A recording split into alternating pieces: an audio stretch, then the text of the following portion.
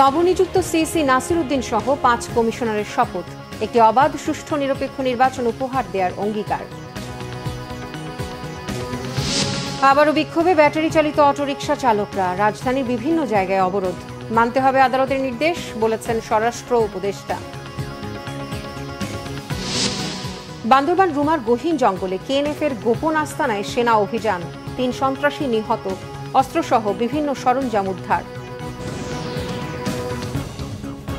দেখছিলেন crown cement সংবাদ শিরোনাম, এবারে বিস্তারিত। শপথ সমুন্নত রাখবেন, নিয়ত সহি আছে জানিয়ে নবনিযুক্ত প্রধান নির্বাচন কমিশনার এএমএম নাসির উদ্দিন বলেছেন, অবাধ, সুষ্ঠু ও গ্রহণযোগ্য একটি নির্বাচন উপহার দেবেন। শপথ শেষে বেরিয়ে সাংবাদিকদের প্রশ্নের জবাবে এই কথা বলেন সিসি।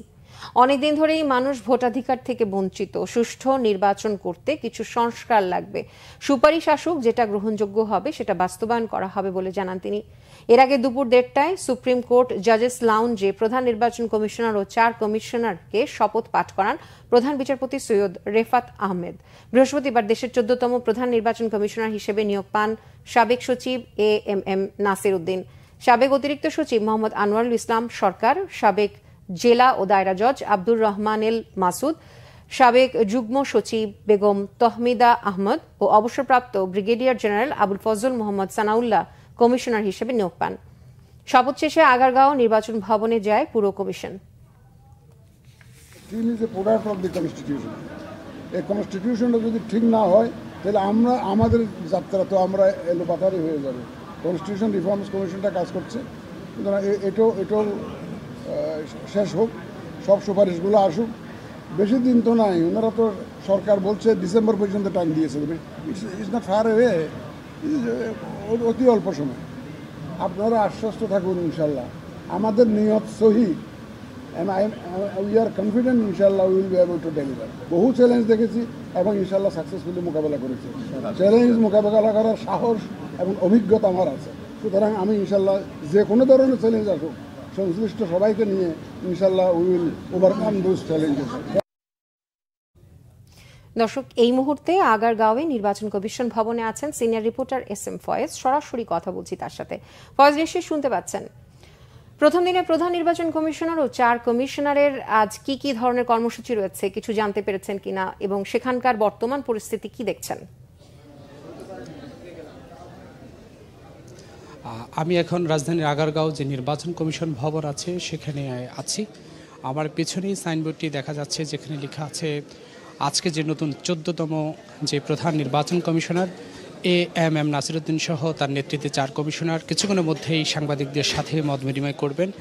সেখানে তিনি তার অভিজ্ঞতার কথা তুলে ধরবেন, কিভাবে আগামী নির্বাচন, আগামী জাতীয় সংসদ নির্বাচন, স্থানীয় নির্বাচন, উপজেলা নির্বাচন, সেই নির্বাচনগুলো অবাধ, সুষ্ঠু, নিরপেক্ষ, গ্রহণযোগ্য করা যায় সেই বিষয়ে তিনি কথা বলবেন, সাংবাদিকদের সাথে মত বিনিময় করবেন। এর আগে দুপুর 1:30টায় সুপ্রিম কোর্টের জাজেস লাউঞ্জে তিনি শপথ গ্রহণ করেছেন 4 কমিশনার সহ প্রধান নির্বাচন কমিশনার। তারপর পরেই নির্বাচন কমিশনে এসেছেন নির্বাচনের কর্মকর্তা কর্মচারীরা, তাদেরকে ফুল দিয়ে বরণ করে নিয়েছেন, প্রত্যেকে তাদের রুমে গিয়ে বসেছেন। সেখানে কিছুক্ষণ তারা কৌশল বিনিময় করেছেন। সাংবাদিকদের সাথে মত বিনিময় করার পর আবারও নির্বাচন কমিশনের যে কর্মকর্তা কর্মচারী আছেন তাদের সাথে মত বিনিময় করবেন, কৌশল বিনিময় করবেন, কিভাবে আগামীর যে মানুষের যেই ভোটের অধিকার সেটি ফিরিয়ে দেওয়া যায়, মানুষের আস্থা বিশ্বাস অর্জন করার জন্য যা যা করা দরকার তিনি তাই করবেন। তিনি সুপ্রিম কোর্টের শপথ নেওয়ার পর কিন্তু সাংবাদিকদের সাথে কথা বলেছেন, সেখানে তিনি বলেছেন, প্রধান নির্বাচন কমিশনার এএমএম নাসির উদ্দিন বলেছেন তাদের নিয়ত একেবারে সহি আছে। তারা একটি জাতিকে অবাধ, সুষ্ঠু, নিরপেক্ষ নির্বাচন দিতে চায়, যে নির্বাচনে সাধারণ মানুষ, ভোটাররা নির্বিঘ্নে তার প্রার্থীকে ভোট দিতে পারেন। অতীতের যে কালিমা মাখা যে নির্বাচন হয়েছে সে ধরনের নির্বাচন তারা দিতে চান না। তারা যে নির্বাচনটা দিবেন সেটি একটি দৃষ্টান্তমূলক নির্বাচন হয়ে থাকবে এমন আশ্বস্ত তিনি করেছেন। যেখানে যেখানে দুর্বলতা আছে, যেখানে যেখানে সমস্যা আছে, নির্বাচন সংস্কার যে কমিশন আছেন সেই কমিশনে কিছু গাইডলাইন দিবেন, সেই অনুযায়ী তারা কাজ করবেন এবং রাজনীতি দলগুলোর সাথে বৈঠক করবেন, সাংবাদিকদের সাথে বৈঠক করবেন, সমাজের বিশিষ্টজনদের সাথে বৈঠক করবেন। ধারাবাহিক বৈঠকের মাধ্যমে কিভাবে একটি অবাধ, সুষ্ঠু, গ্রহণযোগ্য, স্বচ্ছ নির্বাচন করা যায়, জাতিকে একটি নির্বাচন উপহার তারা দিতে চান, এই কমিটমেন্ট তিনি করেছেন। কিন্তু অন্যান্য যে রাজনৈতিক দলগুলো আছেন তারাও স্বাগত জানিয়েছেন। তারা বলছেন যে বর্তমান যে কমিশনার তারা বাংলাদেশের যেই নির্বাচন যে প্রেক্ষাপট সেই নির্বাচন প্রেক্ষাপটে সকল রাজনৈতিক দল তাদেরকে স্বাগত জানিয়েছেন। তারা বলছেন এই নির্বাচন কমিশনের অধীনেই মানুষ তার ভোটের অধিকার ফিরিয়ে পাবে, মানুষ তার আস্থা পাবে, মানুষ যে ভোটের প্রতি যে অনাস্থা সেই অনাস্থাটা ফিরিয়ে আসবে এবং মানুষ ভোট দিতে যাবেন উৎসবমুখর পরিবেশে, ভোট হবে জনতার, এমন কথাই তারা বলছেন। মানে আমরা সকল গণমাধ্যম কর্মীরা এখানে অপেক্ষা করছি, অপেক্ষা কিছুক্ষণের মধ্যে আসবেন, আসার পর তিনি তার যেই নির্বাচনী প্রক্রিয়া কিভাবে তিনি স্থানীয় নির্বাচনটা করবেন, কিভাবে যে আগামী জাতীয় সংসদ নির্বাচন করবেন, সেই নির্বাচনে কিভাবে ব্যালটে নির্বাচন হবে না ইভিএমে নির্বাচন হবে, মানে কি একদিনে নির্বাচন হবে না অন্য কোনো প্রক্রিয়া নির্বাচন হবে, এই সব কিছু মিলিয়ে কিন্তু এই নির্বাচন কমিশনের উপরে মানুষের কিন্তু একটা আস্থা, মানুষের কিন্তু একটি মানে আস্থার জায়গা তৈরি হবে বলে তিনি আশ্বস্ত করেছেন। এবং এই নির্বাচন 14তম যে নির্বাচন কমিশন, সেই নির্বাচন কমিশনের উপর একেবারেই মানে কঠিন চ্যালেঞ্জ রয়েছে। সেই চ্যালেঞ্জ মোকাবেলায় তারা কতটুকু পথ অগ্রসর হতে পারেন সফলভাবে সেটি কিন্তু দেখার, সেটি কিন্তু সময় বলে দিবে বলে মনে করছেন রাজনীতিবিদ, সামাজিক এবং মানে বিশেষ। ধন্যবাদ আপনাকে। আগারগাঁও নির্বাচন কমিশন ভবন থেকে জানাচ্ছিলেন সহকর্মী এস এম ফয়েজ। অটোরিকশা বন্ধের প্রতিবাদে আজও রাজধানীতে সড়ক অবরোধ করে আন্দোলন করেছে চালকরা। পরে তাদের দাবি মানার আশ্বাসে কর্মসূচি স্থগিত করা হয়। গেল কদিন ধরেই রাজপথে ব্যাটারি চালিত রিকশা চালকরা। অটোরিকশা বন্ধে উচ্চ আদালতের আদেশ বাতিল সহ বেশ কয়েকটি দাবিতে সোচ্চার তারা। রোববার সকাল 11টা থেকে ধানমন্ডি, সায়েন্স ল্যাব, শাহবাগ, শনির আখড়া, যাত্রাবাড়ি, কামরাঙ্গীর চর সহ রাজধানীর নানা এলাকা থেকে মিছিল নিয়ে প্রেস ক্লাব ও কদম ফোয়ারার সামনে জড়ো হয় আন্দোলনকারীরা। তাদের দাবির পক্ষে প্ল্যাকার্ড ও নানা স্লোগান দেন বিক্ষুব্ধরা। সরকারকে তাদের দাবি মেনে নেয়ার আকুল আবেদন জানান আন্দোলনকারীরা। তাদের আন্দোলনের কারণে press club, Paltan, Shahbag, science lab সহ রাজধানীর বিভিন্ন এলাকায় যান চলাচল বন্ধ হয়ে যায়। এক পর্যায়ে তারা মিছিল নিয়ে জড়ো হয় শহীদ মিনারে। তারপর সরকারের আশ্বাসে কর্মসূচি স্থগিত করে আন্দোলনকারীরা।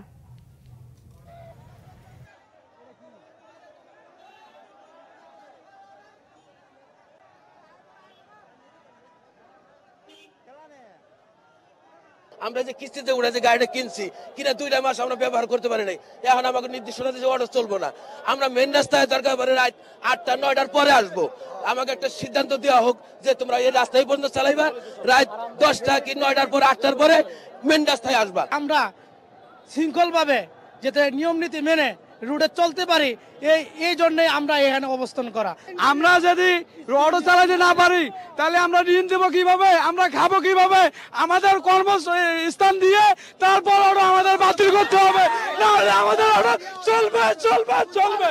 আমরা চাচ্ছি যে অটোটা বৈধ হবে। 12 লক্ষ মানুষ অটো চালায়, এই লোকগুলো করবো কি? এই লোকগুলো কি না খেয়ে মারবো?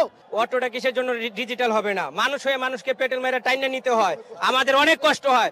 আমরা চাই রিক্সাটাও ডিজিটাল হোক। অটোরিকশা সম্পর্কে উচ্চ আদালত থেকে যে নির্দেশনা আসবে তাই বাস্তবায়ন করা হবে বলে জানিয়েছেন স্বরাষ্ট্র উপদেষ্টা অবসরপ্রাপ্ত লেফটেন্যান্ট জেনারেল মোহাম্মদ জাহাঙ্গীর আলম চৌধুরী। তিনি আশা করেন নির্দেশনা ভালোই আসবে। সচিবালয় আইন শৃঙ্খলা সংক্রান্ত উপদেষ্টা কমিটির সভা শেষে ব্রিফিংয়ে স্বরাষ্ট্র উপদেষ্টা জানান, সড়কে কোনো দোকান থাকবে না। ভুয়া ও মিথ্যা মামলা হচ্ছে, বিষয়টি স্বীকার করেন তিনি। বলেন, যারা মিথ্যা মামলা করছে তাদের বিরুদ্ধে কঠোর ব্যবস্থা নেওয়া হবে। এ ধরনের মামলায় কেউ যাতে হয়রানির শিকার না হয় সেজন্য জেলায় জেলায় কমিটি করেও দেওয়া হবে বলে জানান তিনি। স্বরাষ্ট্র উপদেষ্টা দাবি করেন, আইন শৃঙ্খলা পরিস্থিতি ধীরে ধীরে উন্নতি হচ্ছে। যে কেউ অবনতির চেষ্টা করলে কঠোরভাবে দমনের হুঁশিয়ারি দেন। জানান, অবসরপ্রাপ্ত পুলিশ ও আনসারের মধ্য থেকে ট্রাফিকিং এর অভিজ্ঞ ও দক্ষ লোকদের চুক্তিভিত্তিক নিয়োগ দেওয়া হবে। কমিউনিটি পুলিশিং এর মতো আপাতত ঢাকায় 500 জন নেওয়া হতে পারে। শিক্ষার্থীরাও আগের মতো দায়িত্বে থাকবে। অটোরিকশার ধাক্কায় আফসানা করিম রাচি নিহতের ঘটনায় জাহাঙ্গীরনগর বিশ্ববিদ্যালয়ের শাটডাউন কর্মসূচি পালন করছে শিক্ষার্থীরা। সকাল থেকে বিশ্ববিদ্যালয়ের বিজনেস স্টাডিজ অনুষদে তালা দিয়ে কর্মসূচি শুরু করেন তারা। পরে সেখান থেকে বিক্ষোভ মিছিল নিয়ে নতুন প্রশাসনিক ভবনের মূল ফটকে তালা ঝুলিয়ে অবস্থান নেন শিক্ষার্থীরা। এ সময় রাঁচি নিহতের ঘটনায় দায়ী রিকশা চালককে দ্রুত গ্রেফতার করে দৃষ্টান্তমূলক শাস্তির দাবি জানান। পরে অবস্থানরত শিক্ষার্থীদের সঙ্গে বিশ্ববিদ্যালয়ের উপাচার্য সহ প্রশাসনের কর্মকর্তারা তাদের দাবি দাওয়া নিয়ে আলোচনা করেন। একই সাথে এই ঘটনায় তাদের 11 দফা দাবি আদায় না হলে আন্দোলন চালিয়ে যাবেন বলেও জানান শিক্ষার্থীরা। শাটডাউনে বিজনেস স্টাডিজ অনুষদ ও 53 ব্যাচের সকল বিভাগের ক্লাস পরীক্ষা বন্ধ রয়েছে। বান্দরবানের রুমার গহীন জঙ্গলে কুকি চীন ন্যাশনাল আর্মি KNA এর গোপন আস্তানার সন্ধান পেয়েছে সেনাবাহিনী। বন্দুকযুদ্ধে সংগঠনটির 3 সন্ত্রাসী নিহত হওয়ার তথ্য জানিয়েছে তারা। উদ্ধার করা হয়েছে অস্ত্র ও অন্যান্য সরঞ্জাম। রোববার আন্তঃবাহিনী জনসংযোগ পরিদপ্তর ISPR থেকে এই তথ্য নিশ্চিত করা হচ্ছে। ISPR জানায়, বান্দরবানের রুমার গহীন জঙ্গলে সেনাবাহিনী KNA এর গোপন আস্তানায় অভিযান চালানো হয়। অভিযানে সন্ত্রাসীদের সাথে বন্দুকযুদ্ধে নিহত হয় 3 জন। উদ্ধার করা হয় অস্ত্র ও অন্যান্য সরঞ্জাম। পাহাড়ে সন্ত্রাস নির্মূল না হওয়া পর্যন্ত অভিযান অব্যাহত থাকবে বলে জানিয়েছে সেনাবাহিনী। তারা জানিয়েছে, KNF এর সামরিক শাখা KNA এর শতাধিক সদস্য 3 বছর আগে গেরিলা প্রশিক্ষণের জন্য মিয়ানমারের কাচিন প্রদেশে যায়। 2021 সালে প্রশিক্ষণপ্রাপ্ত একটি দল ফিরে আসে। এই দলের সদস্যরাই এখন পাহাড়ে অস্থিতিশীল পরিস্থিতি তৈরি করতে চাইছে। এই ছিল এখনকার মতো। পরের সংবাদ সন্ধ্যা 6টায়। এর আগে 5টায় নিউজ টপ 10। এছাড়া বাংলাভিশন সংবাদ ও সংবাদ সংশ্লিষ্ট অনুষ্ঠান দেখতে ভিজিট করুন www.bbnews24.com ও facebook.com/banglavisionnews এবং সাবস্ক্রাইব করুন youtube.com/banglavisionnews। ধন্যবাদ এতক্ষণ সাথে থাকার জন্য।